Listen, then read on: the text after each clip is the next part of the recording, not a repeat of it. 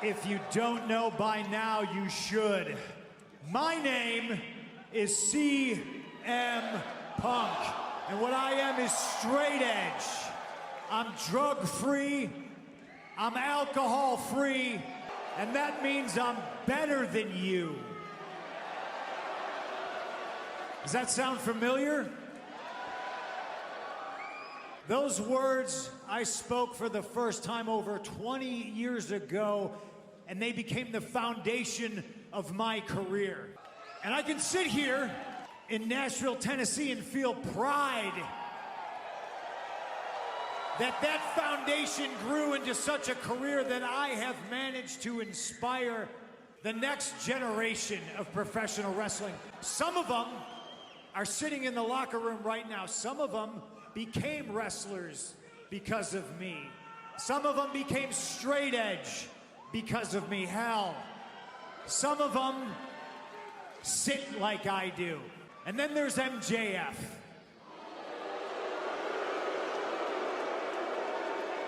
He tries to walk like me, to talk like me. He could never think like me.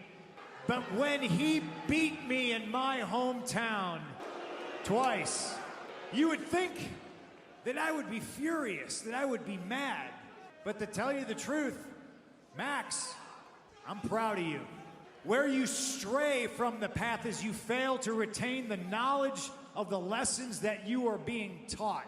Maxwell Jacob Friedman fancies himself Piper in Portland, Brett in Calgary, and Punk in Chicago, when in reality he's just shitty little Max from shitty little Long Island. The foundation of Max's career has been a ring that he has used to beat opponent after opponent, and it's a ring that he won with help from other people. So now the situation is this: because of last week, shout out to John Moxley, thanks for the assist. I now get to pick the time, the place, the date, and the match for my rematch with Little Max. So we'll get right to it. The time, probably right after sundown. The place is Orlando, Florida. The date is March 6th. The pay-per-view is called Revolution, which leaves us with the match. And I started to think about some of my toughest matches. And I thought the situation that I'm in, maybe you put me in a cage.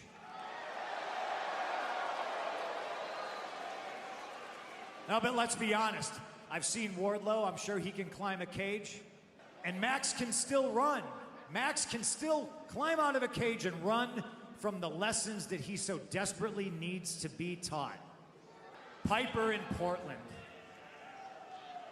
So I go back into the vault and I think of these matches that I've had with legends, matches that were hard. And the cage matches seem like they were easy because, believe it or not, ladies and gentlemen, I've won more cage matches than I've lost. And losing got me thinking of what are the toughest matches I've ever lost. And the ironic thing about losing a tough match is that's when you learn.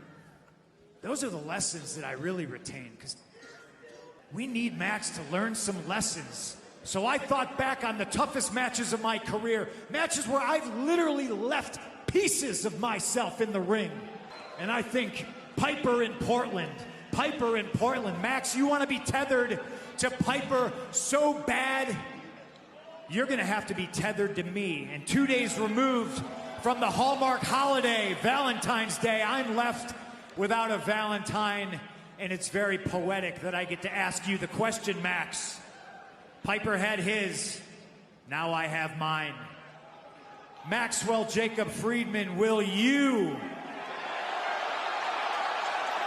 be my Valentine? Sunday, March 6th, Orlando, Florida, Revolution pay-per-view is going to be the worst day of your life, and to me it's just gonna be Sunday.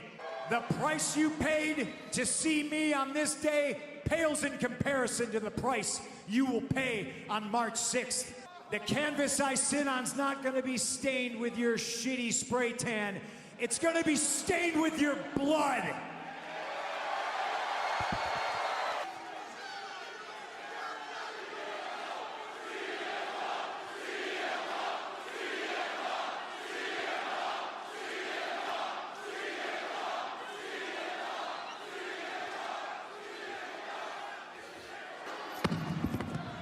Oh, and he's walking out. We've only had one dog collar match before in AEW history between Cody Rhodes and Mr. Brody Lee, yeah. Absolutely.